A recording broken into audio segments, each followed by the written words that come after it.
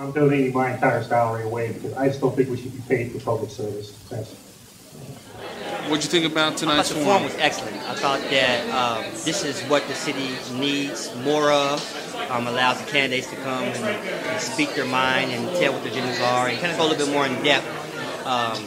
Face to face. I think face to face is always good. Facial expressions, body language. You can kind of tell if they're kind of really giving seeds a line or they're really going to do something, trying to do something when if they get elected. So this is a great time, great environment. I think young professionals came out to support this event, and I think there's a great turnout. And I've been to some of these forums, and they can be very sparse. So I think this is a very good turnout, very informative, and I think it's going to allow a lot of people to make some good decisions. There's two candidates going to be out of these four are going to be on commission. Did you have any two that you were really impressed with tonight, you think? I think for a new person that's independent, that's coming to the table as a businessman, I think he made some good points. And the other person I think that made some valid points is Matt Joseph. He's been a staple here, and he's really been somebody who's really been, I've noticed, is in the community and really trying to do some good things to change the way Dayton's portrayed. Absolutely. Any other thoughts you had on the night? Just an overall great night. I hope people come out on November 8th and vote. And please allow Dayton's community to become back invigorated. Excellent. Thank you so much for your time. The numbers here, just as a wrap-up, I'm going to say that these are the last 7 months. This is percent change year over year of our tax revenue. Starting in February, 0.3, 0.6 in March, 2.0 in April, 2.8 in May, 4.0 in June, 1.0 in July, 1.4 in August, and 1.5 are the numbers we got today for September. And those are the things that give me hope. I know it sounds silly. The last couple months I've had these and I put it right in this pocket. I carry it around with me for the rest of the day. Because after 7.5 years of cutting and cutting more and deciding where to cut and deciding where the priorities were to cut, it's time to go. It's time to grow a little bit. Even in these tough times, we've managed to invest in the important things. We've built bridges. But Commissioner mentioned the new sewer system that we're going to have a plan that's going to go forward to make sure that water gets to your house and away from your house.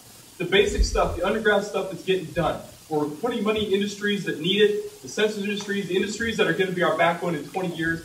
We're still doing it. Even in these terrible 7.5 years, we've still done it. And now that the revenue's coming back, well, the state's taking $15 million from us in the next couple of years, but we're going to overcome that. The growth is going to beat that. In a couple of years, there's going to be real money to invest. And I want to be there to help do it. I think I'm the right guy to do it.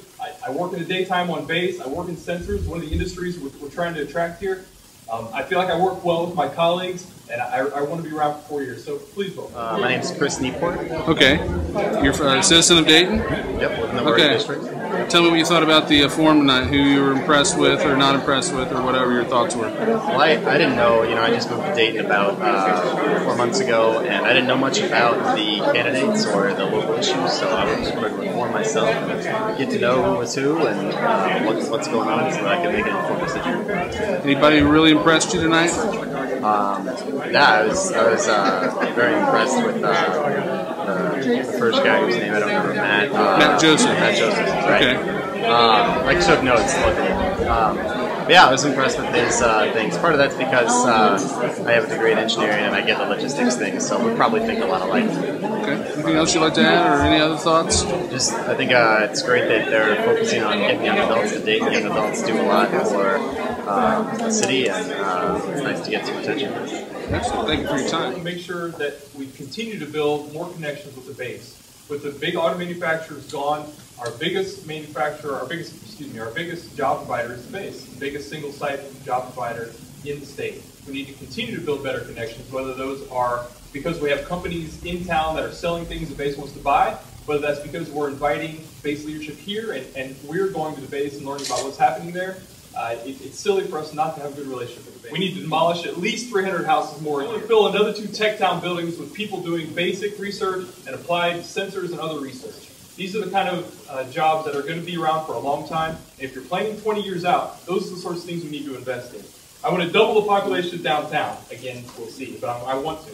I want to welcome and attract immigrants. I stated before, I do believe, I think doubling the downtown residents isn't aggressive enough. I think we need to go, for 100% to 300%, because I think that's the key. I think the key to achieving that, again, is removing obstacles to investors coming downtown. But in addition to that, I think we really need to work on the perception of downtown. And again, that's a slow process. I've seen it happen in our neighborhoods, but it's something that we really have to work on. and spread and make sure and call out the newspapers and the press, sorry about that we not always to tell the bad stories of what's happening, but the good ones.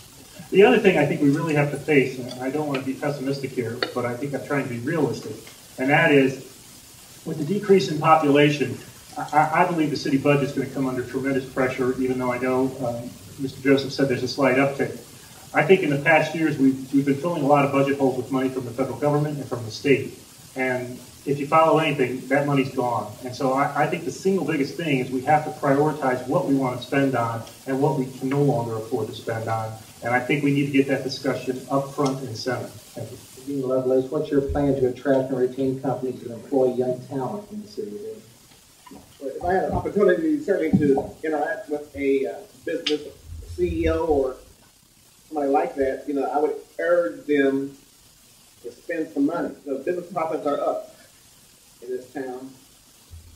So I would urge the CEOs to spend some money, spend some of the retained earnings and the reserves to hire some of these young adults. Dean, what's the most pressing issue for Dayton residents and how will you address that issue? I think the most pressing issue is our economy, obviously, and I guess I would address it by segmenting it, by looking at those persons in our economy that are struggling and those that are struggling.